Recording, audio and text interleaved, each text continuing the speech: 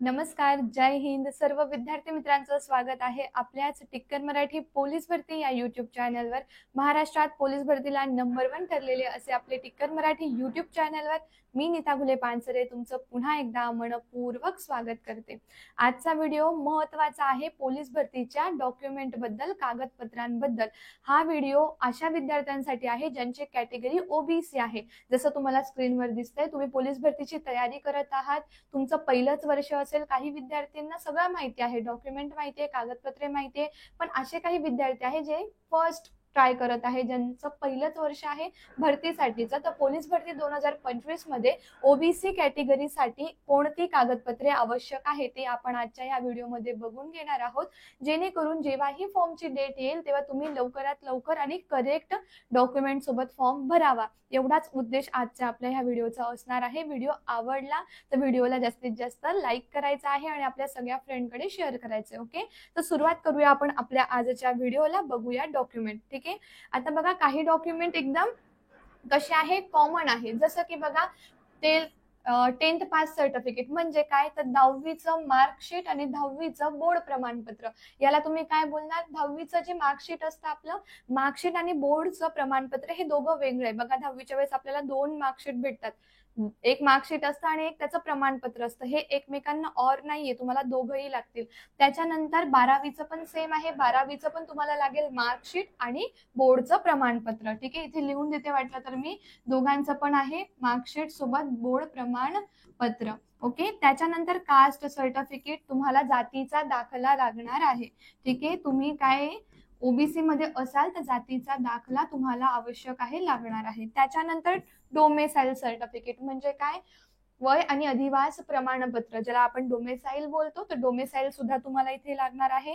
नंतर आधार कार्ड. बघा आधार card common आहे, कुठल्याही तुम्ही पोस्टसाठी फॉर्म भरत असाल, कुठल्याही कॅटेगरी मधून फॉर्म भरत असाल, जसं की आपण ओबीसी साठी बघतो, एससी एसटी साठी, ईडब्ल्यूएस साठी, तर तुम्हाला आधार कार्ड लागणार आहे. ओके, आधार कार्ड झालं, पॅन कार्ड झालं, पासपोर्ट साईज तुमचे फोटो हे तुम्हाला लागतील. ठीक आहे, त्याच्यानंतर बर्थ सर्टिफिकेट. आता तुम्हाला तुमच्या जन्माचा दाखला लागेल. का बरं, तर तुमचं वय बघण्यासाठी. म्हणजे तुम्ही जर फॉर्म फिल करत असाल आणि त्या वयात तुम्ही बसताय की नाही, म्हणजे तुमचं वय बरोबर आहे की नाही हे बघण्यासाठी तुम्हाला इथे बर्थ सर्टिफिकेट म्हणजे जातीचा दाखला सुद्धा लागेल. त्याच सोबत नॉन क्रिमिलियर तुम्हाला लागणार आहे, कारण नॉन क्रिमिनल तुम्हाला कंपल्सरी, ओबीसी वाल्या तुम्ही आहात, ओबीसी कॅटेगरीमध्ये आहात, तर नॉन क्रिमिनल तुम्हाला लागणारच आहे. मग एवढेच डॉक्युमेंट आहे का, तर याच्या पुढे काय आहे का ते पण जाणून घेऊया. ठीक आहे, तर हे तुम्ही स्वतः आधीच विचार करून ठेवा की आपल्याकडे हे डॉक्युमेंट आहे का. नाही तर असं नको व्हायला की फॉर्मची डेट आली आणि तुम्ही इकडे पळापळ शोधाशोध करत आहे आणि तुम्हाला डॉक्युमेंट सापडले नाही. असं व्हायला नको, म्हणून आधीच व्यवस्थित विचार करा. आणि हे जर डॉक्युमेंट नसतील तर पहिलेच तुम्ही काढून तुमच्याकडे एक फाईल तयार ठेवा. ठीक आहे, त्याच्यासोबत बघा शाळा सोडल्याचा दाखला, ज्याला बोनाफाईड म्हटलं जातं, हे सुद्धा तुम्हाला लागेल. तुम्ही ठेवा, तुमच्या जवळ ठेवा. ठीक आहे, आता नावात बदल झाले असेल तर, तुमच्या जर नावात बदल झालेला आहे, बघा काही विद्यार्थ्यांनी पोलीस भरती आधीच दिली तर त्यांना हे सगळं माहिती, जे न्यू आहे त्यांना कधी कधी टाइमावरती खूप कन्फ्युजन होतं. ते होऊ नये म्हणूनच आपण हा व्हिडिओ घेऊन आलेलो आहे. जर तुमच्या नावामध्ये बदल जरी नसेल आणि फक्त स्पेलिंग मिस्टेक जरी झाली असेल तरी पण तुम्हाला तिथे गॅजेट करून घ्यावं लागेल.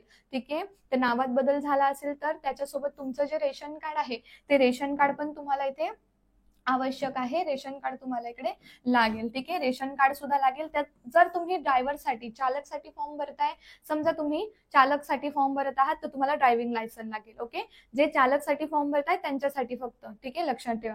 नंतर समजा तुम्ही भूकंपग्रस्त आहात, प्रकल्पग्रस्त आहात, अनाथ, माजी सैनिक, होमगार्ड, पोलीस पाल्य किंवा खेळाडू, जर तसं असाल तर त्याचं प्रमाणपत्र तुम्हाला लागेल. बघा हे सगळे कोटे असतात, माजी सैनिकचा कोटा असतो, होमगार्डचा असतो, पोलीस पाल्याचा आहे. ठीक आहे, खेळाडूंचा एक कोटा असतो ज्याच्यातून पोलीस भरतीचे तुम्ही फॉर्म भरू शकतात. तर त्याचं प्रमाणपत्र तुमच्याकडे आवश्यक आहे, ते पाहिजे, नाही तर तुम्ही याची सवलत घेऊ नाही शकत. मग ठीक आहे, सवलती तुम्हाला याच्यामध्ये दिल्या, जर तुम्हाला फॉर्म फिल करायचं तर तुमच्याकडे प्रमाणपत्र असलं पाहिजे. तर हा व्हिडिओ खूप जास्त लेंदी न करता, खूप जास्त न वाढवता, शॉर्ट मध्ये आणि पूर्ण डिटेल सोबत तुम्हाला मी सांगितलेलं आहे.